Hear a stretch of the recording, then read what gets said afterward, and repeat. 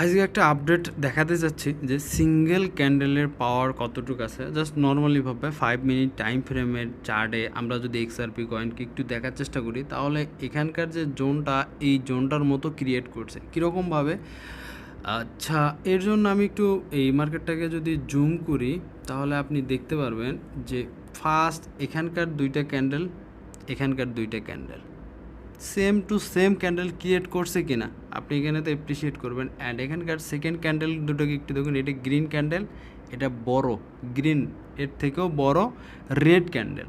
মানে তাহলে এখানে ডিফারেন্টনেস, যদি এটার রেড ক্যান্ডেলে হইতো ছোট আর এই রেড ক্যান্ডেলে যদি বড় হইতো, তাহলে আমি বলবো যে ভাই এখানকার যে যতটুকু ডাউনফল করছে না, এখান থেকে এই ক্যান্ডেল দেখা গেল যে প্রায় হাফ 0.71 কী করছে, নেগেটিভ করছে। তাহলে আমি এখান থেকে এটা বলবো 7×14 এতটুক নেগেটিভ করবে। মানে আমি এইটার ডবল এটাকে এক্সপেক্ট করতেছি, নয়তোবা এই সমপরিমাণ যেটা এই জোন, নয়তোবা আমি এই মার্কেটটাকে এই সমপরিমাণ এসে মার্কেট রিভার্স বা যাই হোক যতটুকু পজিটিভ পরবর্তীতে করুক ওটা ম্যাটার না, বাট এই জোনটাতে আসার আমি ভাবতেছি। জাস্ট সিঙ্গেল ক্যান্ডেল, এটা মার্কেট হয়ে যায়নি, হবে।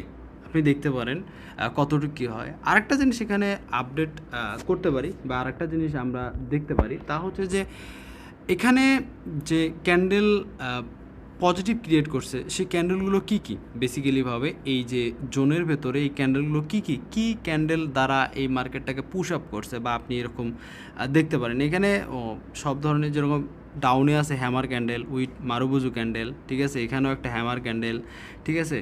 তারপরে এখানে আছে inverted hammer with green candle, এখানে আছে হ্যামার। তাহলে বলা যেতে পারে যে হ্যামার ক্যান্ডেলগুলোই এই মার্কেটটাকে পজিটিভ ক্রিয়েট করছে বা পজিটিভ ক্রিয়েট করার থিঙ্কিং করতেছে। আর এই জোনগুলোতে বা এই প্রাইসগুলোকে নেগেটিভ কোন ক্যান্ডেলগুলো করতেছে আপনি যদি দেখেন একটু ভালো করে, তা হচ্ছে বেসিক্যালিভাবে ওই রকম ক্যান্ডেল, নেগেটিভ ক্যান্ডেল আমরা যেগুলো সচরাচর দেখি ওইটা না। এখানে একটা ক্যান্ডেলে প্যাটার্নে নেগেটিভ ফল করতেছে, তা হচ্ছে একটা বিয়ারিশ হ্যামার আর রেড ক্যান্ডেল, ঠিক আছে। এখানেও সেম টু সেম, এটা একটু বড় বাট সেম টু সেম, এখানেও সেম।